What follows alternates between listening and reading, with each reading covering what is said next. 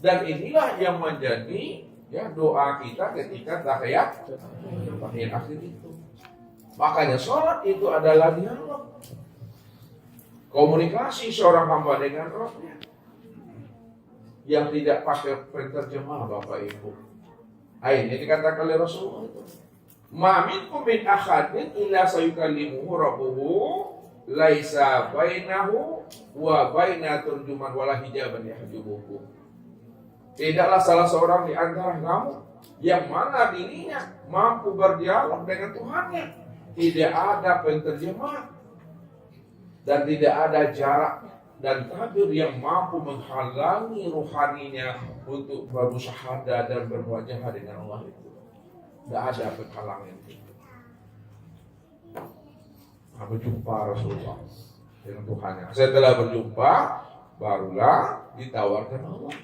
Wahai Muhammad, apa keinginanmu? Mintalah. Apa jawaban Rasulullah? Ya Rabb, ilahi anta maksudi waridoka maklubi. Tidak ada yang aku minta ya Allah. Yang aku harapkan hanyalah ridhomu ya Allah. Engkau lah yang aku tuju dalam hidup ini. Penyerahan dirinya kepada Allah secara totalitas. Bagaimana hidupnya boleh itu barokah dunianya, barokah akhiratnya, selamat dunianya, selamat pula akhiratnya itu. Sebagai bentuk mahabbahnya diri beliau kepada Allah, dan Allah juga menunjukkan mahabbahnya kepada beliau. Bagaimana diri beliau itu senantiasa berkekal dengan Allah, hadir hati dan jiwanya dengan Tuhan. Ketika itulah Allah baru mewajibkan sholat kepada diri beliau. Nah, sholat yang pertama kali diwajibkan Allah kepada beliau namanya sholat apa Ibu? Sholat daimun.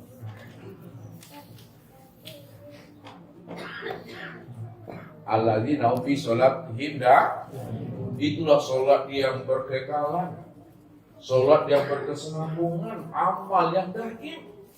Makanya dikatakan Allah, wal baqiyatu sholihatu khairun 'inda rabbika.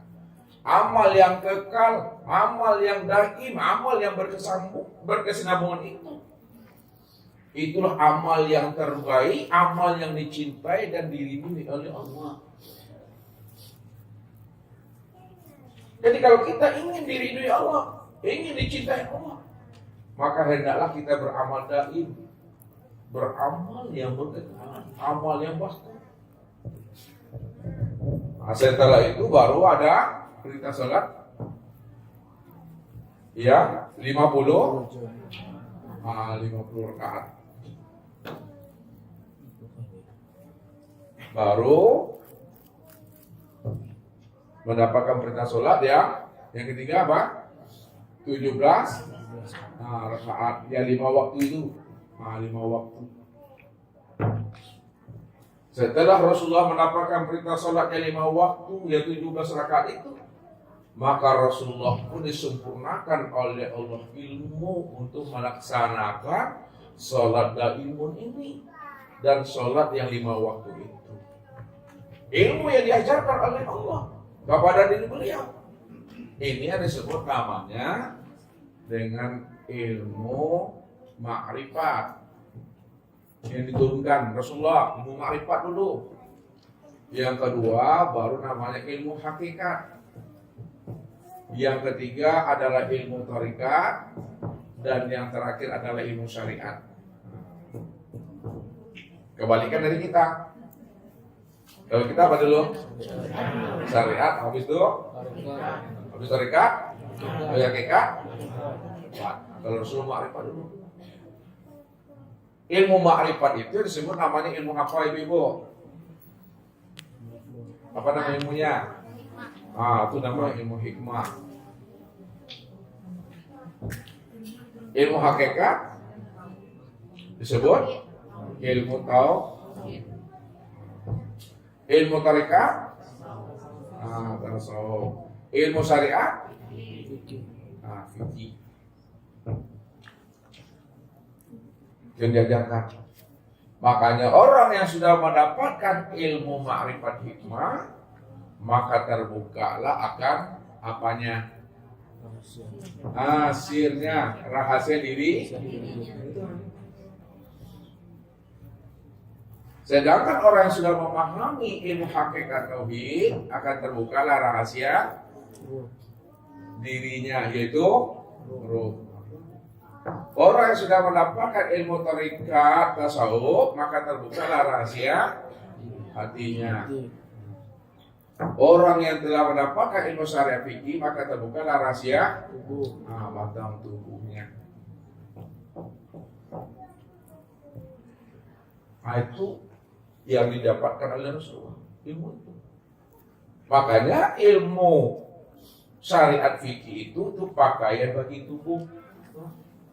Pakaian bagi tubuh.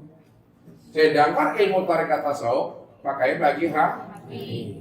Ilmu hakikat tauhid pakaian bagi ruh tadi.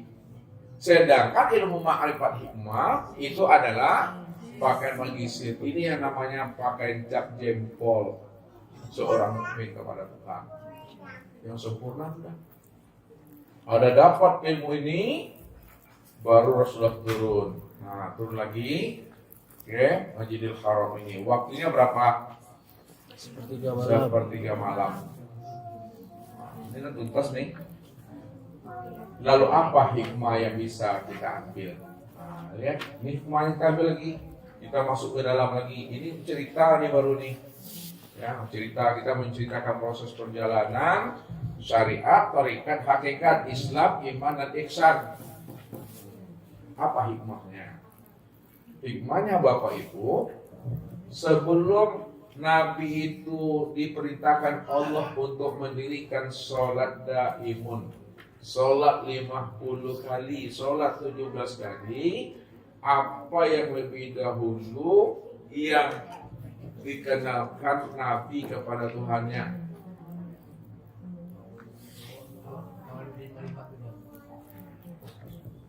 Apa?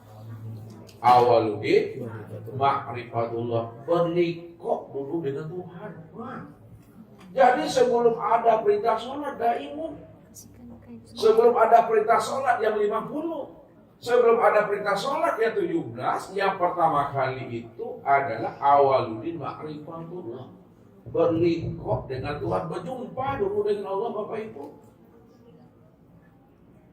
kalau tak berjumpa dengan Allah, tak likok dengan Allah, bagaimana Nabi dan umatnya mendirikan sholat itu betul-betul bisa ingat Allah? Sedangkan sholat yang 50, yang 17 rakaat itu didirikan di atas ilmu syariat, didirikan di atas ilmu tarikat, didirikan di atas ilmu hakikat dan ma'rifat. Kalaulah sholatnya 5 waktu itu didirikan atas ilmu syariat, tarikat, hakikat, ma'rifat, itu maknanya sholat yang didirikan itu betul-betul sholat yang ingat kepada Allah nih. Wa aqimi sholata ali zikri. Dirikanlah sholat itu untuk mengingat aku, kata Allah. Bagaimana Bapak Ibu bisa mengingat Allah, bisa hadir ruhani kepada Allah, kalau Bapak Ibu belum likok dengan Tuhan? Nah, kalau kita belum likok dengan Allah, tidak akan pernah bisa hadirnya hati, ruhani dan jiwa kita kepada Allah. Likok dulu. Kalau sudah likok, baru disebut namanya apa? Musahadah.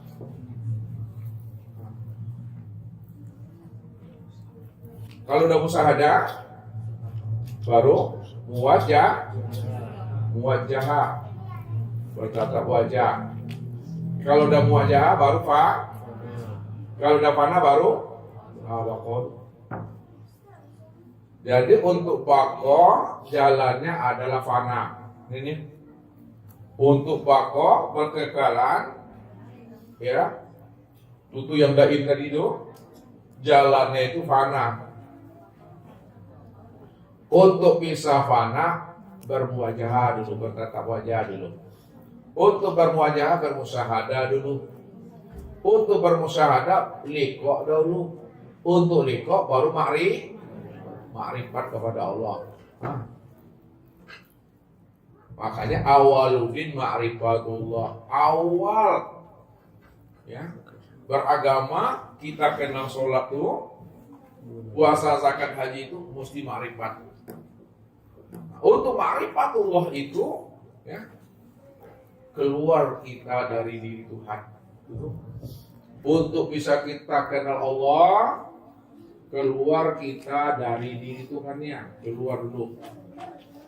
Apa maksudnya keluar diri ini dari diri Tuhan? Bagaimana caranya?